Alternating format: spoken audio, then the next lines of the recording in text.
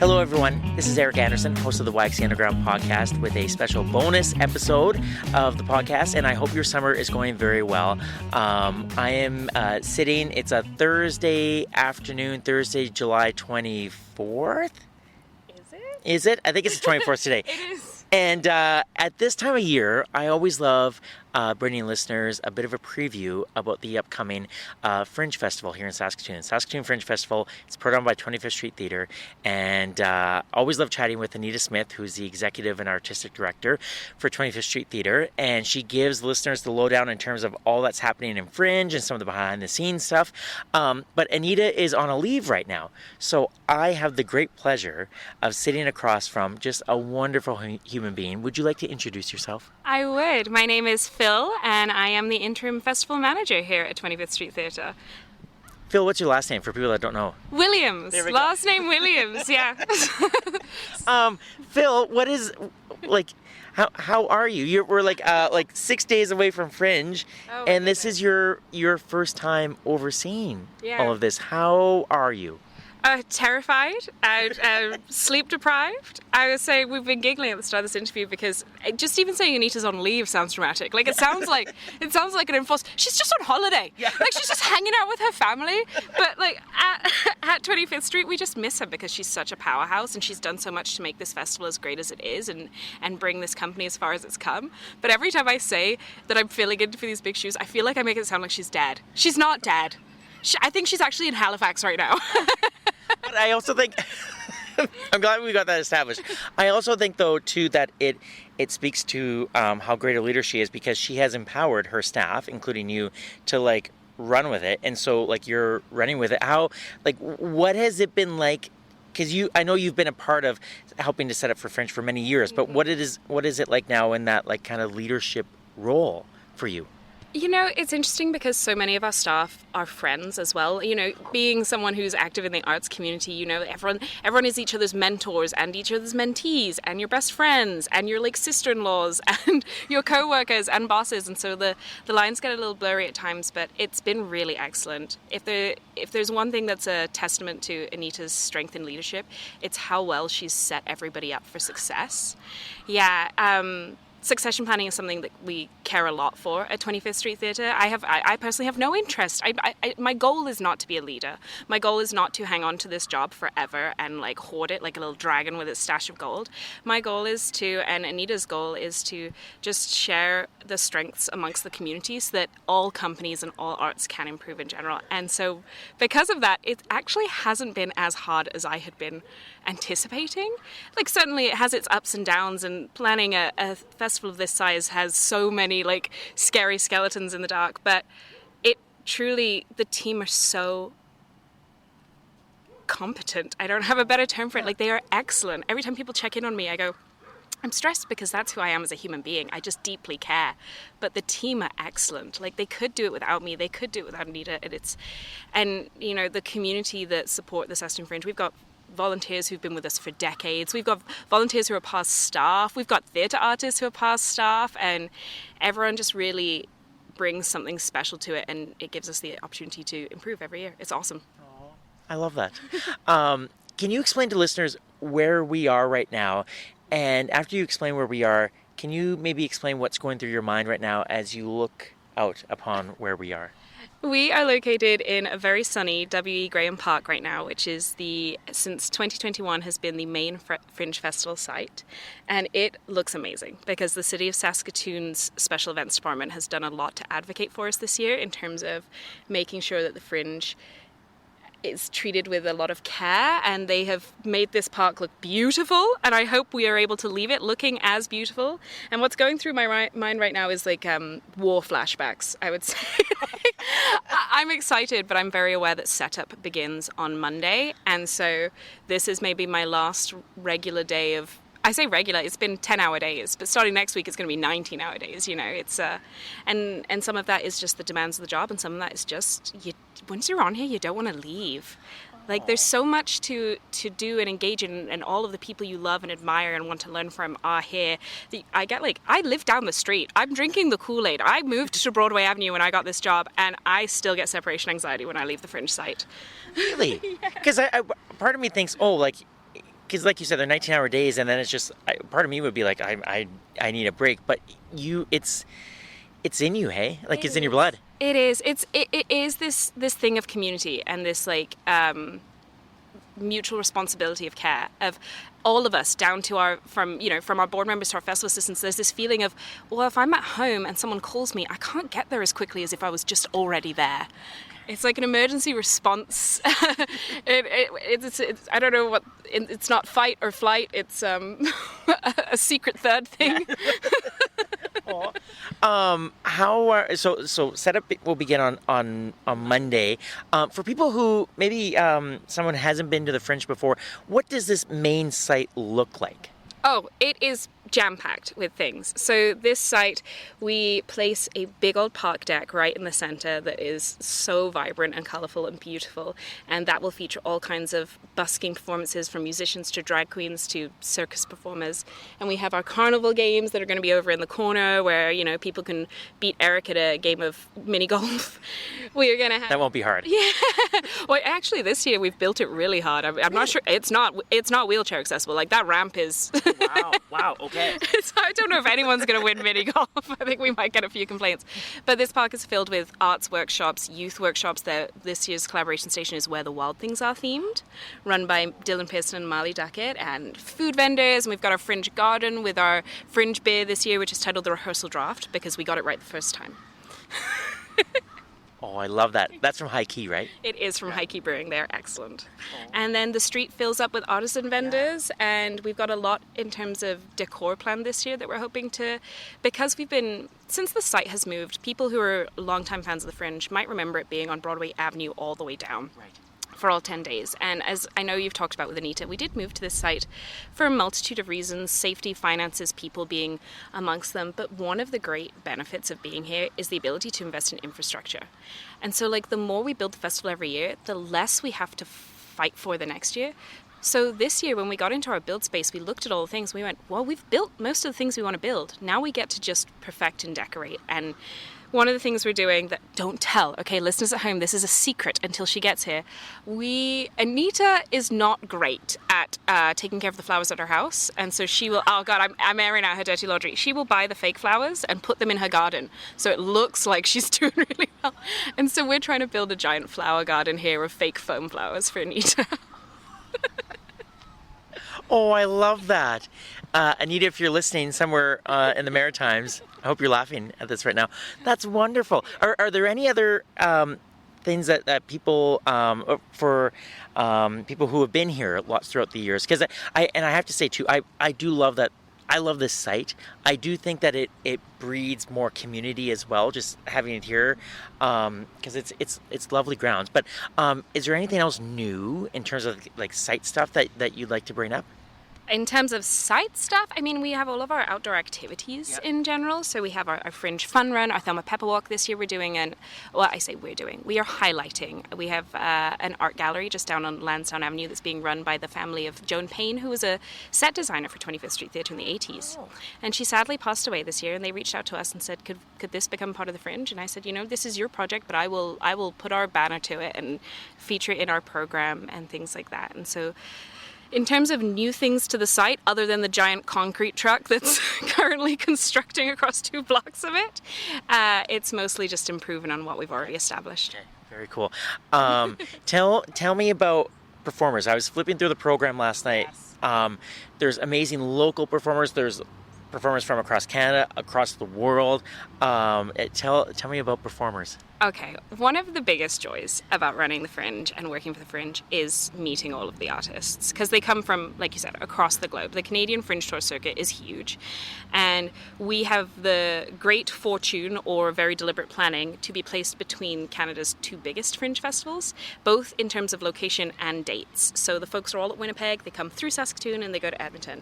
And so this year we are really stacked with Fringe legends. Like, we're talking about people like Bobby Wesley, Jimmy Hogg, Adam Prue, Mind of a Snail is back, Jem Rolls is back again, he can't get enough, Paul Strickland. Like, these are all Best of Fest winners again and again and again and again, Martin Dockery, just to name a few. There's so many of them, and this year we have 23 shows plus our encore and our preview, and our lottery was so popular this year in terms of how many people applied that actually we decided to venture into something new. It's called a BYOV. It means bring your own venue. Shakespeare and Saskatchewan pitched to us that they have their Rainer Whiteside Financial Community Stage, and they did not receive the funding to program on it this year that they had intended. And they said, well, what about the Fringe? And so we reached out to our artists, asked who'd be interested. So for those who don't know, all of our main Fringe shows are drawn by lottery. So there isn't a curation process, there isn't an artistic gatekeeping process. Everyone has the same equal opportunity. Now, there are some people who could just put on a show at the same time in the city anyway. Like, I can't stop them. Like, I don't have jurisdiction over the other theatres, but they want to be a part of Fringe. And so what happens with the BYOV is that they make the choice. They have to have been someone who already applied to our lottery and didn't successfully get in. And then they make the choice to rent their venue directly. And we support them with marketing, and they're featured in our shows and stuff. But they are taking on a higher production cost. And they are curated in the way that they made the choice for themselves to be able to put on their show. So, yeah. So we have a satellite venue at Shakespeare in Saskatchewan. And we're really looking forward to seeing how that creates audience crossover between us and their festival. Oh, that's interesting. Yeah. Because I was going to say, what do you think the reaction will be like in terms of, because I know with Fringe, everything is sort of around this radius, and Shakespeare is where it is, further up on Spadina. But do you think there'll be that pull to go and check things out? I hope so. Yeah. I deeply, sincerely hope so. It's going to be an interesting testing ground for us this year because, you know, we talk about some of the big fringes in the world, Edmonton Fringe, Edinburgh Fringe. Like, they are spread so widely across their cities. Oh, yes, hundreds of venues. Like, they are huge. And so, you know, it's a great bonus that our site is so centralized and has venues that are all within walking distance of each other. But this will be a real test for the appetite of our audience to see who is such a strong Fringe supporter that we can accommodate satellite venues, that people are ready to make that extra little journey. Shakespeare isn't that far away. It's maybe like a 40-minute walk, like a 5-minute drive. But I really hope that it does bring success for those artists. I hadn't thought about just how unique that is to have all the venues in this tight radius, because we've got the Cosmo, I can see it here, Cosmo Senior Center. Refinery. We can see the back of the Broadway. And the back of the Broadway, yeah, like it's all here. So that's unique then, Phil, in terms of Fringe festivals throughout Canada and the world? I mean, every Fringe festival is unique. Yeah. Some Fringe festivals don't even have an outdoor festival. We were on a town hall meeting yesterday talking to New York, who were like thinking of branching into doing an outdoor Fringe. But yes, for the size and age of our festival, a lot of people might recall there used to be a lot more venues, and those venues, lots of them don't exist anymore. They weren't financially sustainable. They didn't have AC. A million reasons. But no, not every Fringe is within walking distance of itself the way that Saskatoon Fringe is. There are some, though. There are some nice small ones. Kingston comes to mind. You know, Victoria Fringe is a little bigger than ours in terms of footprint, but yeah. Wow. I also wanted to ask you, too, you were mentioning how, like, the theater companies that are choosing to be at the Shakespeare, choosing to pay more production costs, but they want to be here. How does that make you feel? So good. It has been, I don't want to over-dramatize it, but it's been an uphill battle. When the Saskatoon Fringe Festival made the changes it made to its layout, to its format, to all these things, a lot of people weren't ready to accept that change immediately. And over the last 2 years, we've seen like the public opinion sway to be like, we understand, we see the vision, we appreciate it. And actually, the sheer joy of first of all, I love networking with the artists. It's just like, there's so many crazy stories, and like these people are just so fascinating, the lives they've led. But, you know, I will go out to Vancouver to meet an artist from our Fringe, and they'll connect me to someone else. And the first thing they'll say is, we've heard about your Fringe. Saskatoon Fringe is not known for being the Fringe where the artists sell out all their shows. I'm hoping to make it that Fringe. Yeah. So, you know, if you're listening at home and you're thinking about it, please come watch the shows, because the more you support the artists, the bigger the acts that apply are, the more they want to join us. But what we are known for is for being a really friendly place right now. We had on our Facebook the other day an artist we've never heard of from, I think from America, I can't remember, they're from a different country, and they commented, I keep hearing how excellent this Fringe is. I hope to get in next year. And that means so much. And that's because of the hard work that our artist management team does, Drew and Abby, the hard work that Anita has put into taking care of everyone at a festival.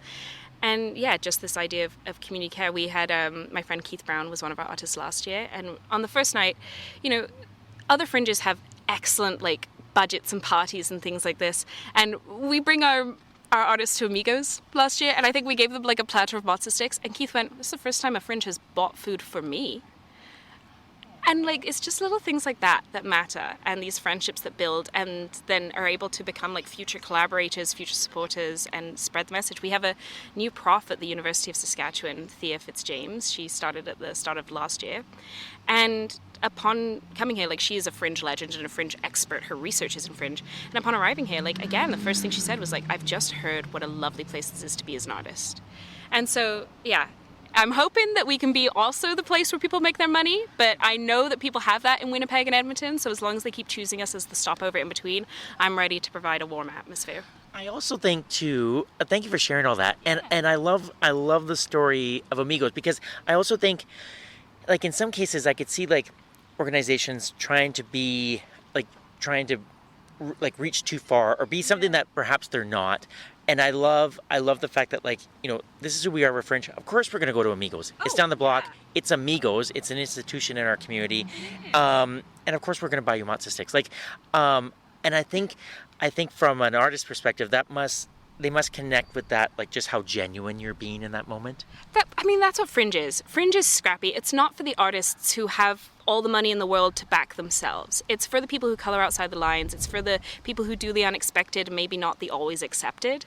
And, you know, even when it comes to planning our season launches, you joined us for our one season launch, we had rink burgers and air hockey. And that's just who we are, is like, we are not our company is doing well because our team work really hard and our supporters are really great people, but we're not the company that comes with all of the like glitz and glam and prestige in the way that some other companies are. We're the company that is the underdog, and we're happy to be that because it's so fun. Yeah. I'm conscious of your time because I know you're very busy, but there was one question I wanted to ask you too. When I was flipping through the program, I saw there was one local theater company that had very strong connections to 25th Street Theater. Can you tell listeners about that story? Yes. Well, I mean, first of all, every theatre company locally has strong connections to 25th Street Theatre. We are Saskatoon's first professional theatre company. We were created in 1972 and established in 1974. But it's one of the joys of this community is how many people have been a part of our journey. So this company you're talking about, Two Good Shoes Theatre, Cody Brayshaw has been one of our staff members for many years. Lauren Griffin has been a staff member for us and a designer and a stage manager for us outside of the Fringe. And even some of their other team members, their partners are Fringe staff, or they've been Fringe artists in the past. It's like the roots run deep with everybody in Saskatoon. And so to see them go from being Fringe staff to now Fringe artists, and I mean, Cody's already joining us on Set Up to volunteer and help build the deck that he originally designed. And, you know, it's great to see them get to take part in a different way and see the fruits of their labor from the other side. I just think, like, talk about a cool full circle moment. That's just, I love that story. Okay, so if people want to come, especially in terms of getting tickets to shows, yes.